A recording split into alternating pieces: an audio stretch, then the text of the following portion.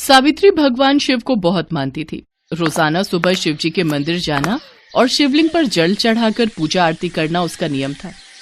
सावित्री का पति मंगल नाव चलाता था। गांव के उस पार से लोगों को लाने ले जाने में उसकी जो रोजाना की कमाई होती, उससे घर का गुजारा बड़ी मुश्किल से हो पाता था। एक तो गरीबी, ऊपर से इतने सालों बाद भी भाग्य में बच्चे की खुशी ना होना। इन सब दुखों के कारण मंगल भगवान शिव पर विश्वास नहीं करता था, बल्कि सावित्री को भी पूजा पाठ करते देख गुस्सा होता था। ओम नमः शिवाय, ओम नमः शिवाय, ओम नमः शिवाय। अरे सावित्री, कुछ नहीं होगा इनकी पूजा से। इतने साल हो गए हमारी शादी को, तो इनकी रोजाना पूजा करती है, मंदिर जाती है, पर आज तक भला हमारे गरीबी के बादल छटे हैं। और ऊपर से सबसे बड़ा दुख अभी तक तेरी गोद सुनी है। हमारे घर में बच्चे की किलकारी नहीं गूंजी। ये हमारी नहीं सुनेंगे, समझ रही है? ऐसा न कहो जी। भगवान भोलेनाथ अपने भक्तों की पुकार जरूर सुनते हैं और हमेशा हमारी हर दुख से रक्षा करते हैं। आपको हो ना हो, पर मुझे अपने शिव जी पर बहुत विश्वास है। अरे आज फिर तेज बारिश आ गई। अब देख, पहले दुखों की कमी है, जो ये एक और दुख आ गया। अब बारिश में कोई भी नदी पार नहीं करेगा। आज लगता है खाली हाथ ही लौटना पड़ेगा। मंगल ठीक कह रहा है बहू। तू इतनी पूजा करती है, पर भोलेनाथ कहाँ है? वो तेरी कोई पुकार प्रार्थना क्यों नहीं सुनते? मुझे तो लगता है मैं तेरे बच्चे का मुंह देखे बिना ही इस दुनिया से चली जाऊंगी। मंगल और अपनी सास की बातों को सुनकर सावित्री का मन थोड़ा खराब तो हो जाता था, पर उसे विश्वास था कि एक न एक दिन भगवान शंकर उसकी प्रार्थना जरूर सुनेंगे। अगले 3-4 दिन तक लगातार बारिश होती रही। मंगल नाव लेकर नदी पर जाता और खाली हाथ ही घर लौट आता। कोई भी गांव वाला नदी पार करके दूसरे गांव जा ही नहीं रहा था। सब बारिश में नदी पार करने से डरते थे कि कहीं नदी में बाढ़ ना आ जाए, और ऐसा ही हुआ। नदी का पानी लगातार कई दिनों से हो रही वर्षा के कारण उफान पर था। किसी भी नाविक ने नदी पर जाने का साहस नहीं किया। मंगल भी कुछ दिनों से घर पर ही था। कोई कमाई नहीं हो रही थी, इसलिए घर में आटा, चावल, दालें और राशन खत्म हो गया था। मंगल बहुत परेशान था। तभी कोई उसका द्वार खटखटाता है। भैया, मेरी बीवी का बच्चा होने वाला है। उसका इलाज दूसरे गांव में चल रहा है। वो अस्पताल में अकेली है। मैं यहाँ कुछ सामान लेने आया था, पर बारिश के कारण मेरा जाना नहीं हो पा रहा। कोई भी नाव वाला आदमी नदी को पार करने के लिए तैयार नहीं है। फिर मुझे तुम्हारे बारे में पता चला। अगर तुम मुझे नदी पार करवा दो तो मैं अपनी बीवी के पास चला जाऊंगा।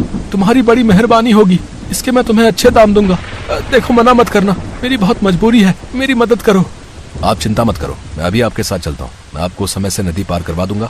अभी बारिश थोड़ी हल्की है, हम आराम से नदी पार कर लेंगे। सुनो जी, ध्यान से जाना। और ये मैं मंदिर से भगवान शिव जी का चित्र लाई थी, इसे अपने साथ रख लो। ये तुम्हारी रक्षा करेंगे। आप कभी भी मेरी बात नहीं मानते हो, पर आज मेरा मन रखने के लिए इस चित्र को अपने साथ रख लो। ला दे। अगर नहीं ले गया तो फिर तू मुंह फुलाकर बैठ जाएगी और चिंता में खुली रहेगी। दे, ले जाता हूँ। अच्छा, मैं चलता हूँ। भगवान शंकर की फोटो लेकर मंगल नाव में बैठ जाता है और फोटो को अपने बराबर में ही रख देता है। उस आदमी को छोड़कर मंगल वापस लौटता है, पर बारिश अचानक ही बहुत तेज होने लगती है। नदी में पानी का बहाव इतना तेज था कि मानो मंगल की नाव आज डूब ही जाएगी। अरे नदी में तो पानी का बहाव बढ़ता ही जा रहा है। मेरी नाव नहीं समझ रही। मैं क्या करूँ, कुछ समझ में नहीं आ रहा। दूर किनारे पर बैठे गांव वाले मंगल की नाव को डूबता हुआ देख रहे थे। उन्हें लगा कि आज तो मंगल डूब गया। गांव वाले चिल्लाते हुए मंगल के घर जाते हैं। अरे अम्मा, लगता है मंगल भैया की नाव डूब गई। मुझे दिखाई दिया मंगल भैया की नाव नदी के बीच में ही थी, और कुछ देर बाद नदी की लहरों में ओझल हो गई। मुझे लगता है कि मंगल भैया। क्या मेरा मंगल डूब गया? ऐसा नहीं हो सकता, मेरा बच्चा नहीं डूब सकता। अरे तू इतना पूछती है भगवान को, उनसे कह कि मेरे बच्चे की रक्षा करे। मेरे बच्चे को आज कुछ हो गया तो मैं भगवान से विश्वास हटा दूंगी और तुझे भी भगवान की पूजा नहीं करने दूंगी। सुन रही है? चुप क्यों है? मंगल की माँ सावित्री को आवाज लगा रही थी, पर सावित्री चुपचाप भगवान शंकर के मंदिर के सामने बैठी उनके नाम का ओम नमः शिवाय का जाप कर रही थी। ओम नमः शिवाय, ओम नमः शिवाय, ओम नमः शिवाय। सावित्री भगवान शंकर को याद कर रही थी और मन ही मन वो कहीं न कहीं अपने पति की रक्षा के लिए प्रार्थना कर रही थी। कुछ देर बाद मंगल की नाव गांव वालों को नजर आने लगती है। सब गांव वाले खुश हो जाते हैं। मंगल नाव को किनारे पर सुरक्षित लगाकर घर पहुंचता है। मंगल को जिंदा देखकर उसकी माँ की खुशी का ठिकाना नहीं था। सावित्री अभी भी पूजा घर में बैठी ओम नमः शिवाय का पाठ कर रही थी। सावित्री, तेरी पूजा जीत गई। भगवान शिव ने मेरी जान बचा ली। सावित्री, आज मुझे भगवान शंकर पर विश्वास हो गया। अपने पति की आवाज सुनकर सावित्री की आंखों में खुशी के आंसू आ जाते हैं और वो भगवान शिव को हाथ जोड़कर धन्यवाद कहती है। हे शिव शंकर, आज आपने मेरे पति की जान बचाकर मेरी पूजा सफल कर दी। आपने मेरे सुहाग की रक्षा की प्रभु, आपकी सदा ही जय हो। हे भोले भंडारी, आपकी सदा ही जय हो। हे शिव शंकर, मुझे क्षमा करना। मैंने कभी भी आप पर विश्वास नहीं किया, पर आज आपने मेरी जान बचाई। सावित्री, मैंने तो आज सोच लिया था कि मैं नदी में पानी के बहाव को नहीं झेल पाऊंगा, मेरी नाव जरूर डूब जाएगी। पर तुमने जो सुबह मुझे भगवान शंकर का चित्र दिया था, उसे अपने हृदय से लगाकर मैं उनके नाम को पुकारता रहा। धीरे धीरे नदी का पानी नाव से नीचे उतर गया। मेरी नाव कब किनारे आकर लग गई, मुझे पता ही नहीं चला। मैं समझ गया कि ये सब भगवान शिव का ही चमत्कार है। आज उनका ये चित्र मेरे साथ था, जिसने मुझे मौत के मुंह से बाहर निकाल दिया। बेटा मंगल, बहू बहुत भाग्यशाली है। सावित्री की तरह हमारी बहू सावित्री ने अपनी पूजा और भक्ति से तुम्हारे प्राणों की रक्षा की है। अचानक सावित्री बेहोश हो जाती है।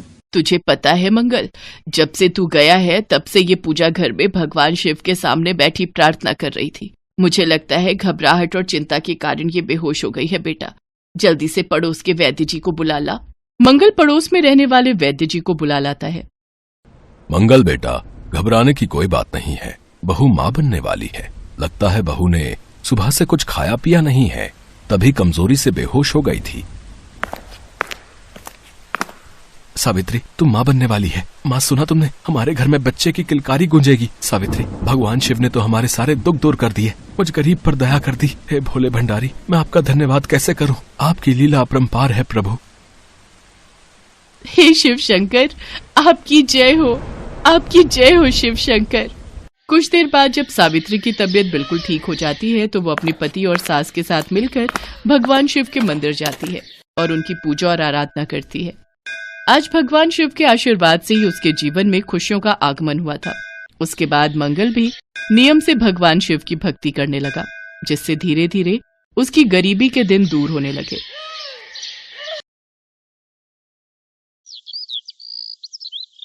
एक बार माँ पार्वती कैलाश पर भ्रमण कर रही थी।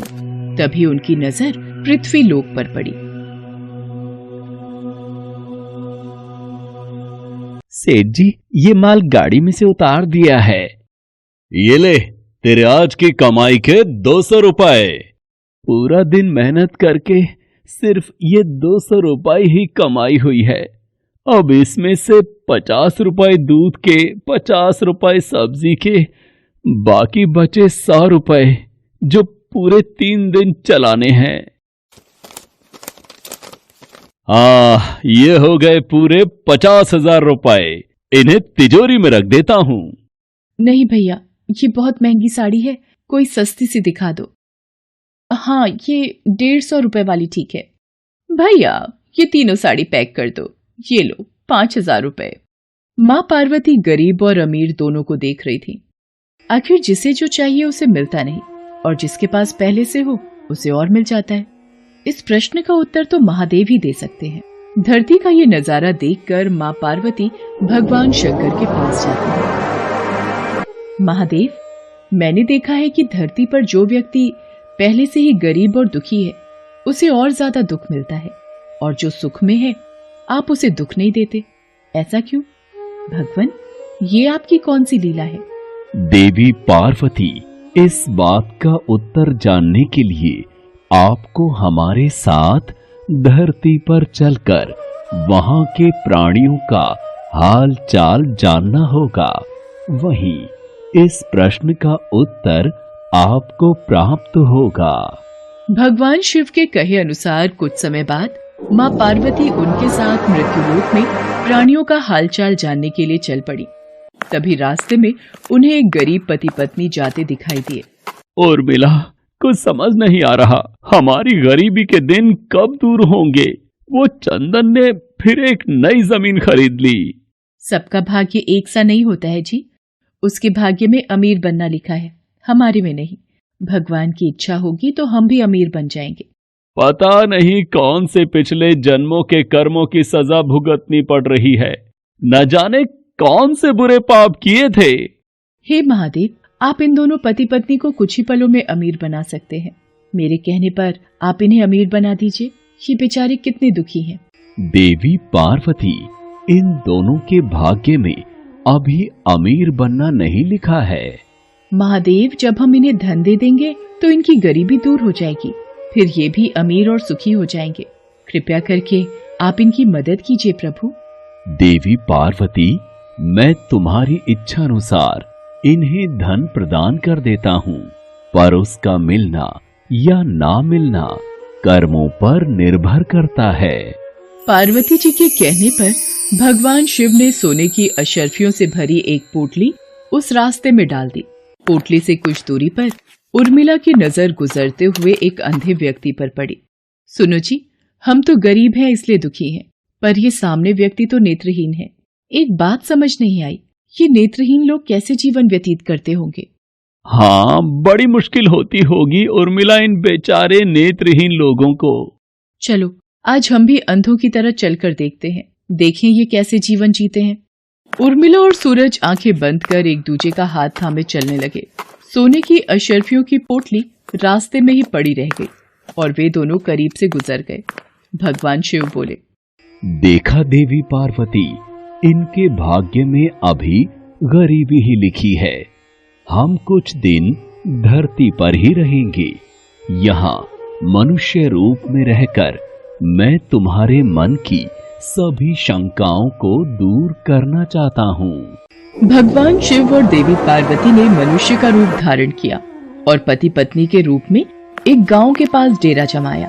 शाम के समय देवी पार्वती भगवान शिव से बोली, स्वामी, मैं रसोई की तैयारी शुरू करती हूँ।